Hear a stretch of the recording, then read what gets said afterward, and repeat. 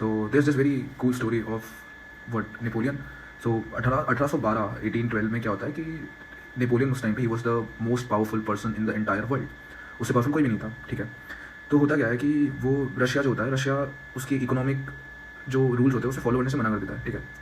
मतलब उनके अंडर काम करने से मना कर देता है. तो नेपोलियन सोचता है कि मैं तो रशिया को हरा दूंगा बैटल में, जो कि ट्रू भी था. अगर वो बैटल करते तो वो रशिया को हरा देता. ठीक है. Because he was the most powerful on that time. तो उसके जो जनरल्स होते हैं वो से कहते हैं नेपोलियन को कि नहीं नहीं नहीं, अभी हमें बैटल नहीं करना चाहिए क्योंकि अभी चीज़ें हमारे फेवर में नहीं है. ठीक है. अगर हम लड़ेंगे तो मे बी हम हार जाएँ. ठीक है. तो हिटलर कहता है कि नहीं, वी विल फाइट. और वो उस समय की सबसे बड़ी सेना 6 लाख फौजियों की सेना लेके रशिया में पहुंच जाता है.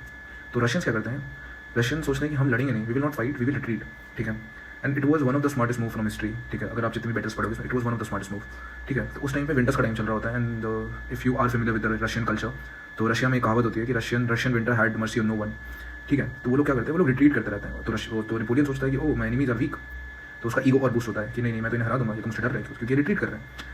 तो वो लोग लड़ते नहीं है, वो बस पीछे जाते रहते हैं और उसकी सेना आती रहती है. रशिया के अंदर घुसती जाती है. और वेदर उनके सपोर्ट में नहीं था क्योंकि वो उस टेरिटरी से फेमिलियर नहीं थे और रशियंस थे. तो वो जब रिट्रीट कर रहे होते तो वो रास्ते में हर एक क्रॉप्स, हर एक खाने की चीज़, हर एक जो भी उन्हें मतलब मिल सकता है सपोर्ट, उसे डिस्ट्रॉय करते हुए जा रहे होते हैं. तो जैसे जैसे जैसे वो रशिया के मिडिल तक पहुँचते हैं, वहाँ तक पहुँचते वो आधे ही बचे होते हैं क्योंकि उन्हें खाना नहीं मिल रहा होता, उनके वेपन्स खराब हो गए होते हैं. ठीक है. और वेदर उनके अगेंस्ट होता है.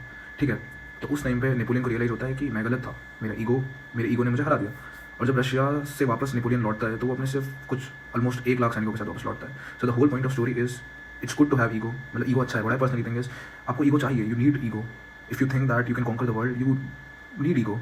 But you have to differentiate. You have to be wise enough to differentiate between ego and humiliation. Because what I personally think is ego preserve who you are and humiliation transform you into what you'll become. So the whole point is that कि sometimes it takes courage to respect the unfamiliar challenges. And अगर Russia की side से सोचे तो हमेशा हर problem का solution लड़ना नहीं होता.